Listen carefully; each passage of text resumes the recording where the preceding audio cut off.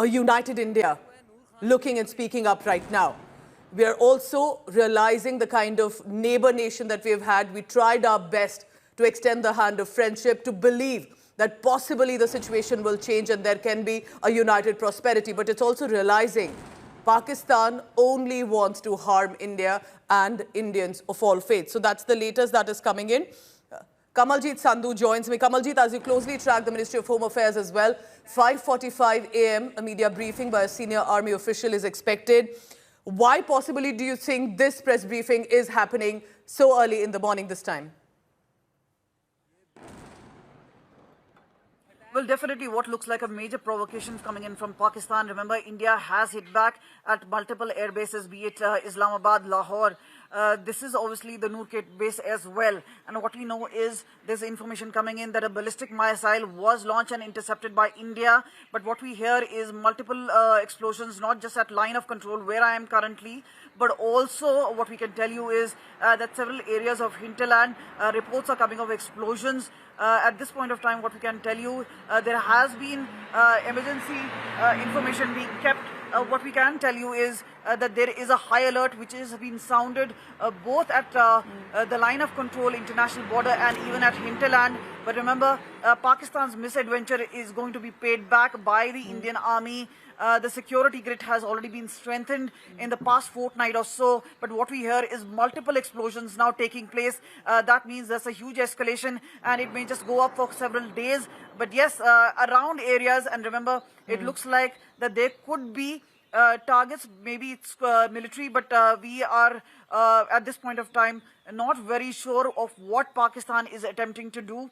Kamaljeet, what do you see around you here? Without, of course, you're not revealing the location, any sensitive details, but I want to get a sense of where you are. I can see that there's a reason you're not using the kind of light that we do. There would be a certain blackout around you. What kind of explosions, what kind of situation do you have around you? Because we can see Pakistan drones are consistently trying to enter into the Indian territory.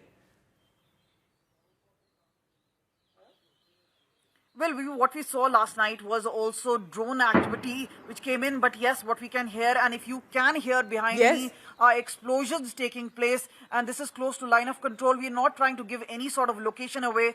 We are also standing at a strategic point at this point of time.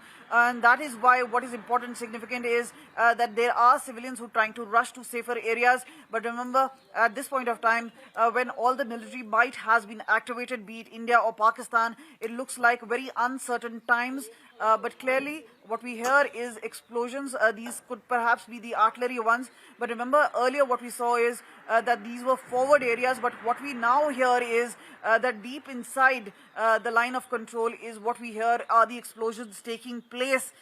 Huge provocation coming in. And what it looks like is that a huge escalation up the ladder, but definitely with Pakistan launching missiles, especially at strategic locations in India, earlier targeting Indian cities with small arms missile. What is very clear is that Pakistan would perhaps have to pay for this. And this is where what we know is that there were certain measures like the mock drills being carried out, the sirens being played out. So everything is still very, very uncertain. But remember, these are very crucial times. What we would know is the morning briefing where things would actually be loud and clear. But there are repercussions to this. Because remember, if you attack civilian areas or strategic military areas, because remember, when the Indian Army and the Indian Air Force struck, this was deep inside Pakistan. And the reason for that was that there was aggressive drone activity coming in. There was an attempt to drop in missiles in Indian territory targeting Indian cities and important installations. And that is why India has hit back. So clearly, very important. Yes. The first light hits, and this is where what we hear is, that seems to be a huge escalation, especially when it comes to not just Pakistan's attack, but also the India's counter attack at this point of time. And India has every right to defend its territory and integrity. Kamaljeet, you stay safe. I can hear explosions behind you, and you're giving details about what the situation on the ground is without, of course, revealing any sensitive location or details. But it's important for the viewer to understand that Pakistan continues to attack our civilian population areas from J&K to Punjab to other areas, for example, in Rajasthan. However, it is India's defense system, whether it's S-400, whether it's the Akash Tir system and others as well. There are multiple layered systems that are being used depending on the situation, and that is protecting our civilians right now. Otherwise, if you leave it to Pakistan, they will want to inflict heavy civilian casualties when it comes to India. 5:45 a.m., a senior Indian Army official is expected to address a press briefing. This hasn't happened before. Kamaljeet, if you can still hear me, tell me, in the past few days, we have had very clear, precise press briefings led by the two women officers and, of course, the MEA Foreign Secretary. But 5:45 a.m., how would one look at this? What is your takeaway from why do you think this press conference is likely being organized so early in the morning now?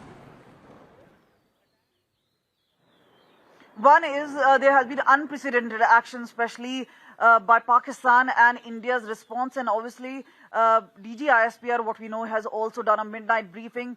But remember, India has only escalated after Pakistan's provocation. And what we know is India's line of thought, India's military might being put in place, and obviously the information coming in as to how Pakistan attempts to target India.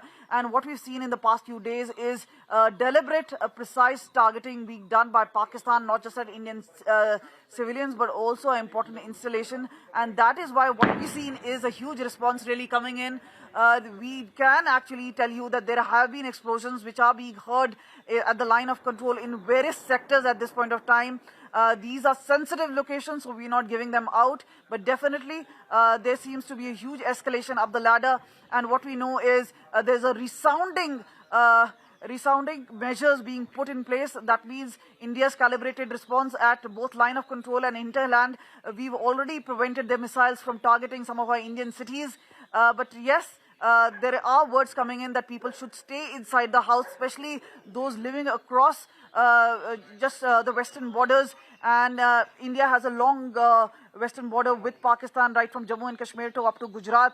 But yes, the larger impact and ramification of it all is Jammu, Kashmir and Punjab. And we've seen the sort of measures take place. But clearly, it's up the escalation ladder, as I mentioned to you. And what we'll know in some time from now is what sort of action is being taken. Huge reverberations where we're standing at this point of time. But remember, it's an eye for an eye, a tooth for a tooth.